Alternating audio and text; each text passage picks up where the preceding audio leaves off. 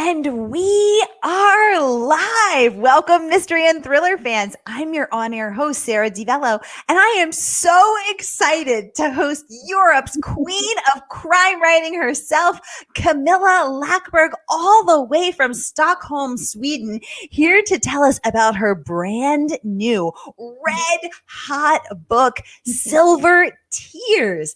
Camilla, welcome to Mystery and Thriller Mavens. Tell us about this book. Well, it's a follow-up to the previous one, Golden Cage, and it was very inspired inspired by my love for the fantastic books that were popular in the 80s, books written by Sidney Sheldon, Judith Krantz, Jackie Collins. I mean, we miss those, don't we? We really, really miss them. So I thought, well, I'll just have to write one in that genre myself and combine it with my love for thrillers and crime writing. And I also threw in a little bit of Faye Weldon in there, a little bit of a she-devil in there. So that's why my main character is named Faye. It's actually an homage to Faye Weldon. Wow, I had no idea. This is so cool. And I didn't know that you shared my obsession with all of those fabulous writers, the super glamorous, vigorous. And when you think about it, what I love about those books is that, I mean, they were popular in the 80s and they were filled with really, really strong, cool women who were eating men for breakfast while taking down empires and looking fabulous while doing it. And I'm like, what happened? Now we have a lot of, I mean, I love these books, but the ones that are kind of taken their place are always now, it's a woman finding her husband in bed with secretary/sister. And so she moves to the house she just inherited in the English countryside.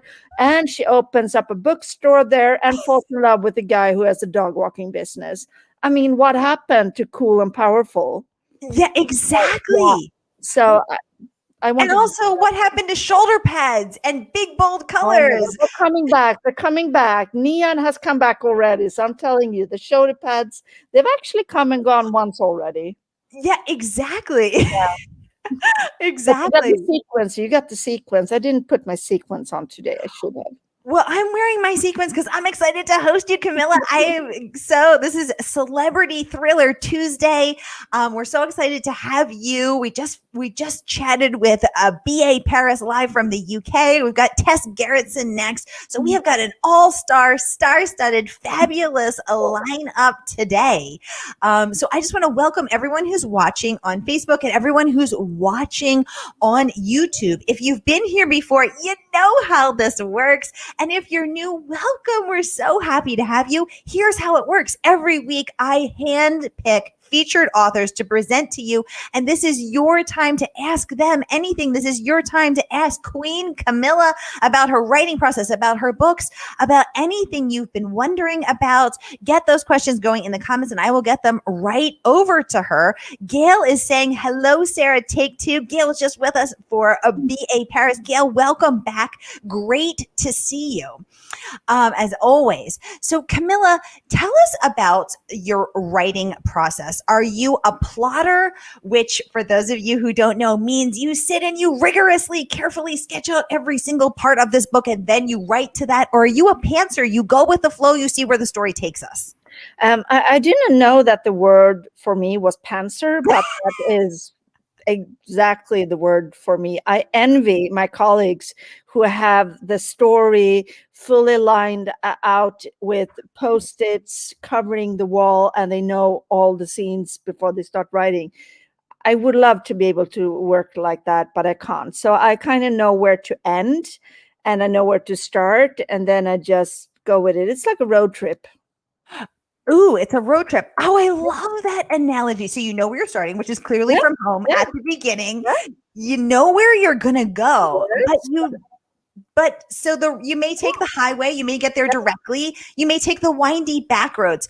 Now, here's my question though. When you're a pantser and you're seeing where the journey takes you, what if it takes you down a dark alley and you hit a dead end and then the story gets stuck? Do you have to back out of there? What do you do?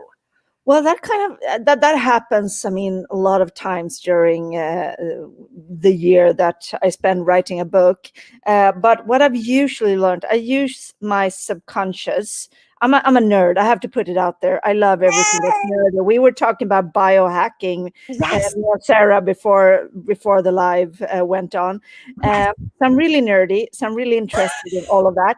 And what I do is I kind of like, shoot the question out there.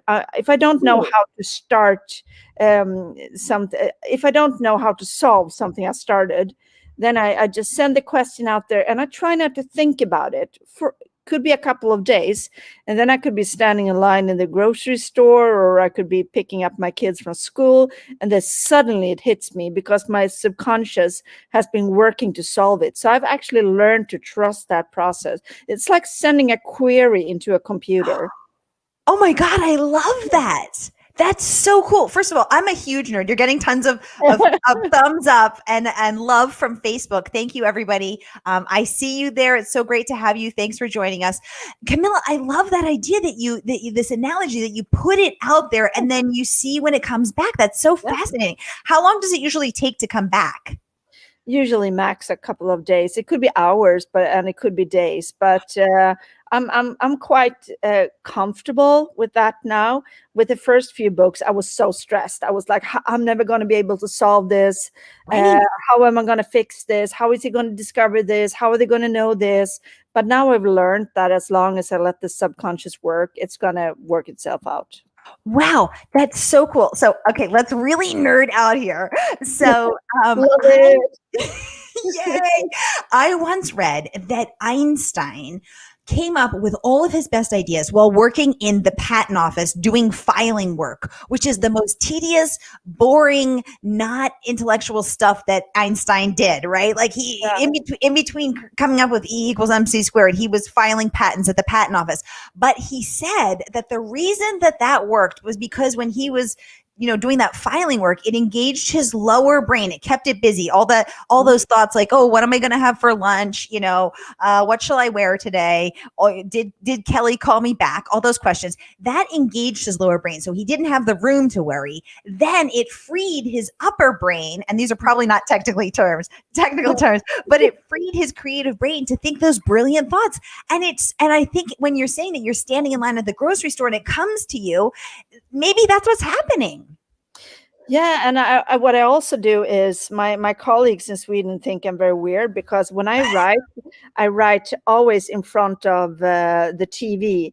If I don't have a TV, I have to have music on or radio on or something, but preferably Ooh. I write in front of the TV, because if it's too quiet, or at a restaurant with lots of people talking and babies screaming and clattering and lots of noise, if it's too quiet when I write, I start thinking about the things you mentioned, like when should I pick up the laundry? Did I pay that bill? Maybe I should have called my mother yesterday, or was it, so well, my mother always thinks I should call, so that was a bad example. But it's just a way to occupy that part of my brain. So I have to have like two levels of my brain going at the same time when I write.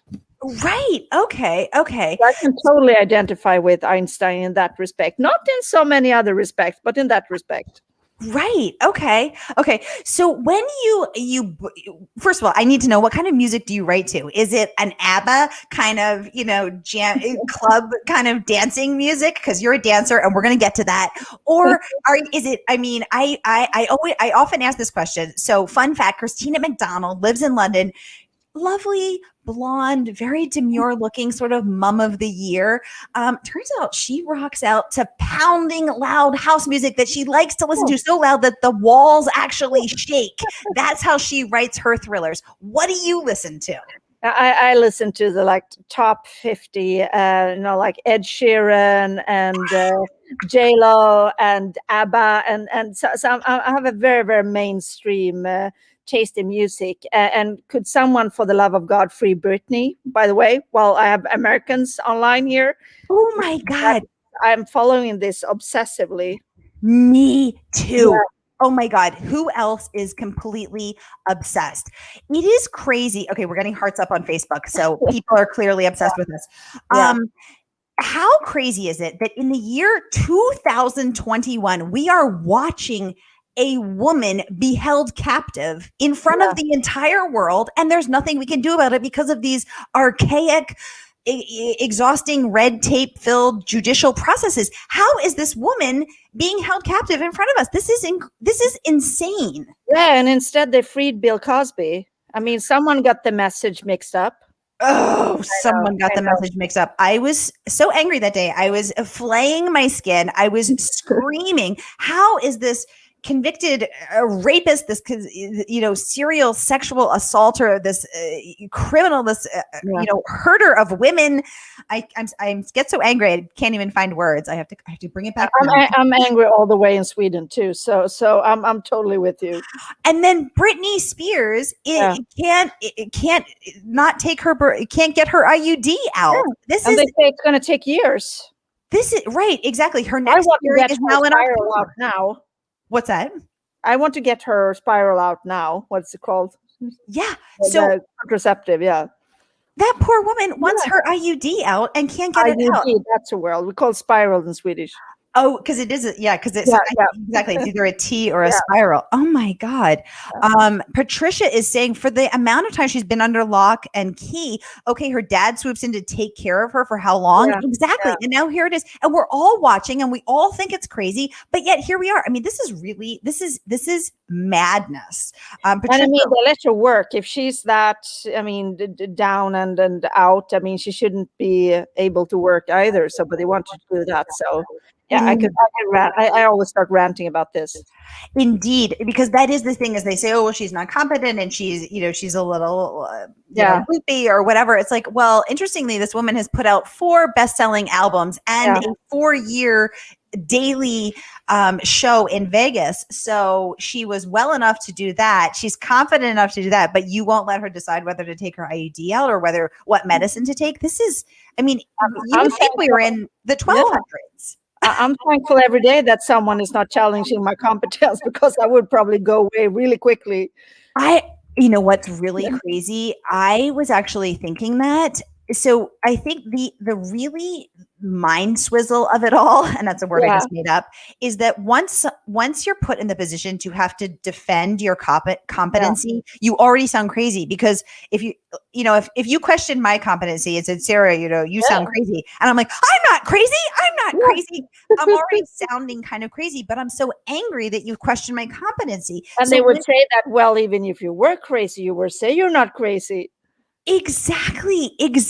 Oh my God. Exactly. And Patricia's saying she really wonders what we're being told and what we think we know. Will we ever know the truth? And that's the other thing too. They're sealing the courtroom. Courtrooms are usually open. They're only allowing a number of people. I mean, this is it. I can't believe this is 2021. This is a national embarrassment, a cultural, not just national, it's international. We're imprisoning a woman. I'm fired up, Camilla. We'll get her out. I actually just saw that these other major female celebrities are getting together to form a fund. They're going to go in there and free Britney. So Madonna's in the game now. So yeah. Exactly. Andrea would like to know, what is the inspiration behind your new book? Andrea, great question. Camilla, give us a little more. Tell us something you've never told anyone before. I talk so much. So that's really, really hard. I'm a talker. No, but the true inspiration is the collision between the 80s Sidney Sheldon era and Faye Weldon's Lives and Lusts of a She-Devil, I think is the English name, right? And those kind of collided. But the thing that was the most challenging for me with this book was actually the sex scenes, because I knew I wanted to pay an homage to the 80s Jackie Collins, Sidney Sheldon books. I needed to do something I had not done before. I needed to write sex scenes and steamy ones. So that was kind of the biggest challenge for me with writing the books about Faye. And do you think it was because you were thinking about, my mom wants me to call her. Oh, What's my mom going to think when I'm writing the steamy scene? Yes, that's exactly why I haven't written sex scenes before, because I just can't stop thinking about my mom reading it and, starting to guess and starting to. But the thing is, she's read the books now and she loves them, but she insists on calling them the sex books. And I'm like, please stop, please stop. So it's very weird. So Camilla, how did you get around your mom? Because we all have that censorship figure on our shoulder, that voice in our ears, whether we're trying to create art, whether we're trying to create books, we all have that worry. Who's watching? What will they think? This is embarrassing, especially if you're writing something steamy. How did you get around that? How did you say, shut up, mom, I'm trying to write something sexy? Well, a few Long Island iced tea helps. No, but I've tried writing not sober and it doesn't work. So that's out of the picture. No, but the first scene that I started writing that was steamy, I was so embarrassed. I was sitting in a restaurant of all places, lots of people around me, and I felt like dirty, like they could see what I was doing. But then you kind of get into it. And once you get it's like riding a bike, it's a little bit wobbly at first, but once you get the hang of it, you just have to, you get in the flow. So Oh my God. That's what I'm saying. It got easier. It did get easier. So do you think are we in for more steamy sex scenes from Camilla Lackberg? Tell us. Well, will be a third Faye book, so there will definitely be more steamy sex for Faye. I can tell you that. But I think in the Fjällbacka series, I think people would be really, really shocked if I wrote a steamy sex scene between Eric and Patrick. So I think they will stay with, turning the lights off and you have to guess the rest. Ooh. And Patrick doesn't take his socks off, so that would be very unlikely. You know what? This is a little known fact, though, but this is true. It's actually really hard to write sex scenes, and it's actually really hard to write scary scenes, because when it comes time to make it titillating, to make it tantalizing, to make it terrifying, it's actually very hard not to sound cheesy and awkward and dorky. He put his hand here. She responded with, and which words to use? There's a lack of good words. I mean, are there better words in Swedish? No, we don't have a lot of good words either. So, and there's always these like correct names that people invent through the last years, and they just sound silly. And I just keep thinking always about the scene in the Kindergarten Cop, with Arnold Schwarzenegger, the guy who keeps insisting that boys have a penis, girls have a vagina. So. Oh my God. Exactly. Because guess what? The technical terms, not sexy, but there's not some good other, there's not good other options either. And then if you go back to those 80s terms, I can't even think of one, but usually there would be like a rod or something, and you're like, oh God, loins. There were a lot of loins. I don't think I've ever said that word in my entire life. This is the first I've said the word loins. Loins, exactly. Loins, not so sexy. Lots going on there. Lots of things going on with the loins. Lots of things going on for loins. Patricia's saying pant, gasp. Oh yeah, it's a bit limiting. It really is. Oh my gosh. All right. Well, Camilla, we know what scenes were hard for you to write. What is your favorite scene in this book? No spoilers, but just tell us what it is and why. Oh my goodness. Oh my goodness. Well, I love a revenge scene. Ooh. So at the end, there's this fantastic revenge scene, walking into an office, heels clattering, looking fabulous, and just, taking full revenge. I love revenge.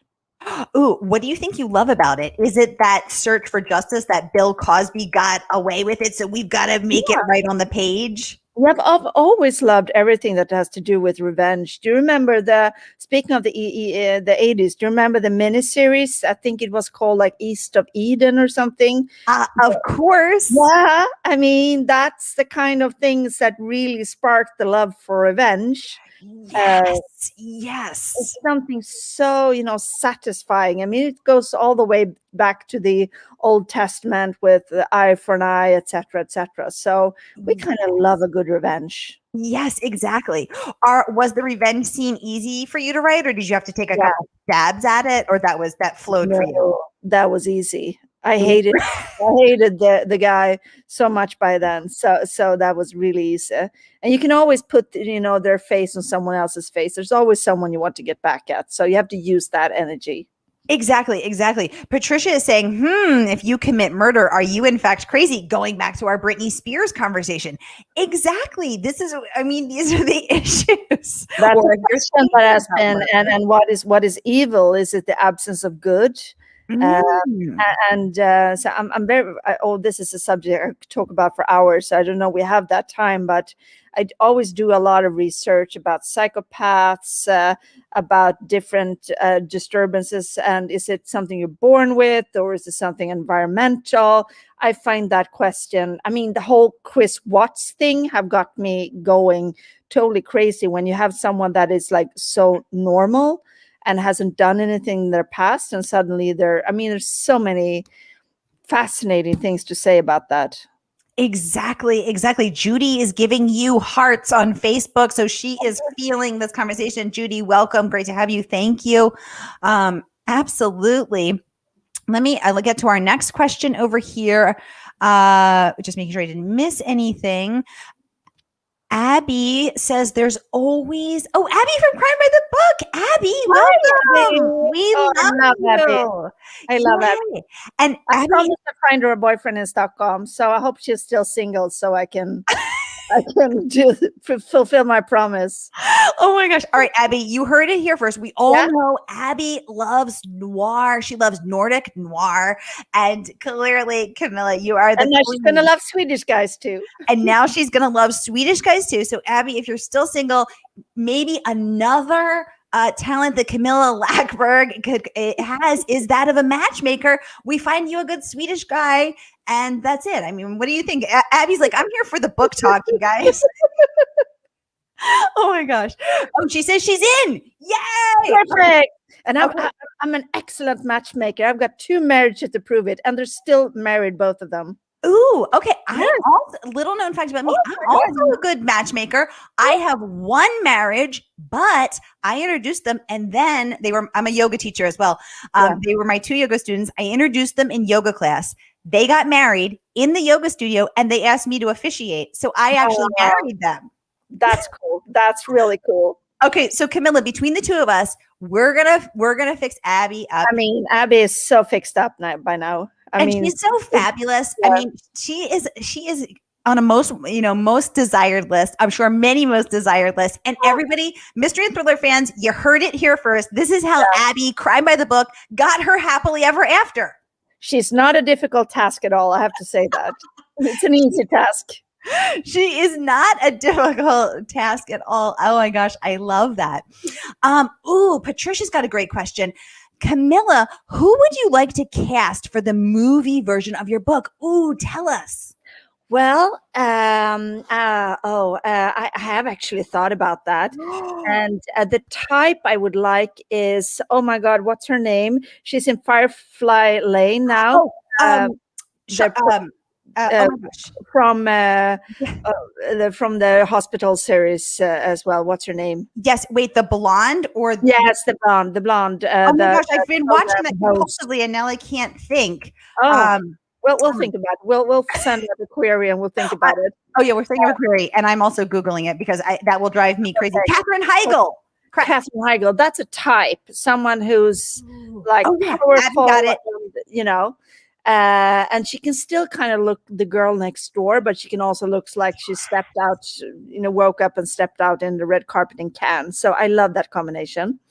And as Jack, as the asshole, well, that's book number 1, but he's still, in book 2. I have a hall pass. Do you have hall? Is that the English word? Hall pass? We call that free card. Yes, the hall pass. Oh, you have a hall pass for him? His name is Simon Banks. He's the mentalist. Oh my God. He would be great. Wouldn't he be great? Yes. So you know who I have a hall pass for? The guy from Bridgerton. Come my way, Reggae I Jean. haven't seen that yet. I have to see that, and then I might steal your whole pass. We can share the hall pass, Camilla. We'll share it. Absolutely. No, definitely. But Abby can't have him though. Exactly. Abby's single. She could actually have him. She says she feels like she has the dream. No. Hall passes are not given away. No, I mean she could like Single marry people. that guy. She could have that could be her We guy. don't want to hear that, do we? We don't want to hear that. Yeah, exactly. Abby, stop stealing her guy. Yeah. She says she feels like she has the dream team on her side. Thank you both. Oh my God, Abby, could one of us or both of us officiate your wedding if we find you that spouse? We could have a Nordic theme. I'm already far down the. I'm planning in my head. Me too.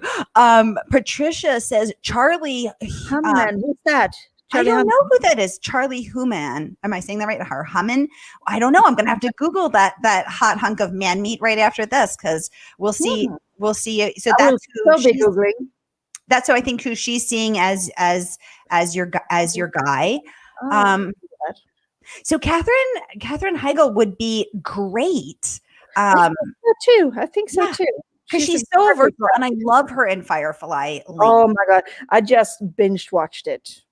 It's so good and it's so addictive because we've all had those female friendships that feel like sisters. Speaking of which, Publishers Weekly awarded you a starred review. A huge congratulations on that. And they raved that this book is a tribute to lusty sisterhood for Scandi noir fans, which of course I love hearing that. All of us. Incredible praise there, Camilla. Congratulations. Thank you. So happy for that. It must have been such an incredible validation to earn. I want to be careful to say that you earned that star review. That was not given. You earned that. Incredible validation of your work. What did you do to celebrate? Oh my God. I probably drank some kind of bubbly, but I use every occasion to do that. So yes, exactly. No, but the thing was that why it was so important to me was that when I got the idea for this series, everyone around me thought it was crazy because I have the Fjällbacka series up and running, very successful. And this is something so totally different. Yeah. So the whole team around me were like, okay, that sounds like a really weird idea. And it doesn't sound like a good idea to take a break in the middle of a really, really successful crime, but I just felt I had to do it. I had to tell this story. And that's why it's so satisfying when you do get, the love from the readers and, the reviews. So I was right. You were right. I was right. You know what this is the power of a woman tuning out all of the voices saying you should, and listening to her gut, listening to her heart, following the wild call within and trusting her instincts. This is proof of that being true and that being real and that being successful. Publishers Weekly also naming this a best summer read of the year. Patricia is saying congratulations. That is so wonderful. She's also suggesting that we get lusty sisterhood t-shirts. Wow, that's a great idea. Oh my God, you heard it here. You heard it here first. Lusty sisterhood. That's Perfect. What we are. Yeah. Oh my gosh. I love it. And Patricia, I mean, so many people are raving about your books. Drew Gallagher said this book was from the Fredericksburg Freelance Star said this book was absolutely riveting for this review. I tried to learn my first word of Swedish. Unfortunately, bravo is the same in both languages. Yeah. Earning that rave review from that paper as well. Congratulations. I mean, this is just really incredible, and again speaks to how passionately you felt this book and how it flowed onto the page with such authenticity. All right, everybody, we have 2 minutes left with Queen of Crime, Camilla. So any last questions, get them going in the comments because this is good. Oh, I also wanted to share your book list review. They raved this follow-up shares the strong plotting, which is actually funny because you're not a plotter. You said you're a pantser. But this shares the strong plotting, multifaceted central character, and next level Machiavellian battles that made Golden Cage a must read. You're blushing, but this is so earned. I mean, this is amazing, Camilla, especially because you said you don't plot, and you know, and it doesn't matter because look how the book came together in a strongly plotted way. Oh, Patricia would like to know, what other genre would you like to try? Little known fact, you guys, Camilla also writes children's books. Forget those sexy sex scenes. She also writes children's books. And you have, and cookery. You have so many interests. You also have a jewelry line. You're a dancer, a competitive dancer. I mean, you're so multi-talented, multi-passionate. What, any other genres you want to give a try to? Well, I've actually just started a production company for TV and film, and I'm part owner in another production company. So I've started writing for TV and film, and I have a very successful soap opera here in Sweden that I've written. Because, oh my gosh! Yeah, because we lost the soap operas 20 years ago, and I missed them, so I decided I had to write one. So it's running now in Sweden and it's doing really, really well. So I'm doing a small part in it next week. Oh my gosh, that's so cool. Not sure how many lines they're going to give me, but I'm hoping for at least 3. So you wrote it and you're going to be in it. Yes. A very, very, very, very small role. Amazing. Now, I understand. I've never written a screenplay, but I understand that it's 1 page per minute. So you got to learn to be fast, to be tight, to tell a really taut story. Saima, I hope I'm saying that right. Saima Kadir is saying she loves you, Camilla. Saima, so great to have you here. Thank you for joining in. Thank you for being here. Thank you for loving Queen Camilla and sharing that love with us. Camilla, so what was that like to write a screenplay versus a book? It was absolutely fantastic and frustrating because I had no idea. And you have to take away everything that is like extra. You can't write anything about he felt, she felt, she said angrily. It's so, stripped of everything. And I mean, there were technical difficulties as well. There are special programs that you write in. And I didn't have a clue how to use them. So I had to use YouTube tutorials to learn how to use this program that I was writing in. So that will be interesting one day. But yeah. Oh my gosh, that will be interesting. I just want to remind everybody that you can get your copy of Silver Tears today and support this amazing independent bookstore, one of the oldest and most respected independent bookstores in the country, in the United States, and one of 3 dedicated mystery bookstores in the world.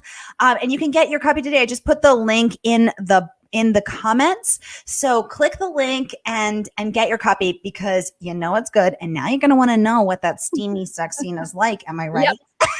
And your mothers are going to want to know as well.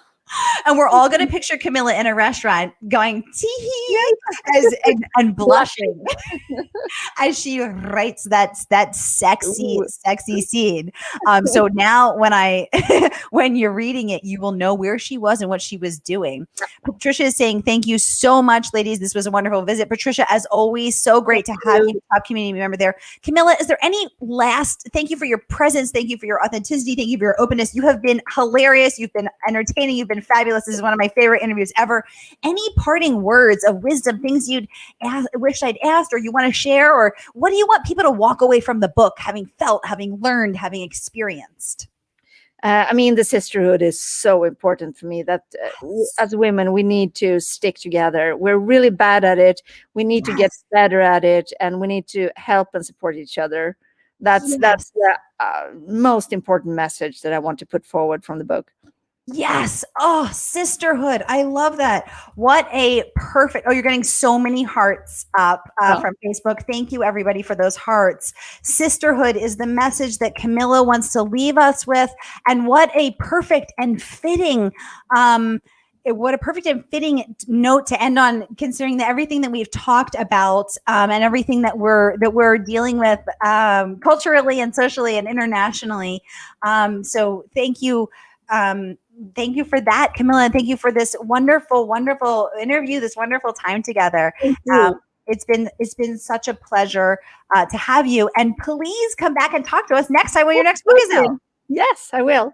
Okay, perfect. Have a great day, everybody. We'll see you next time.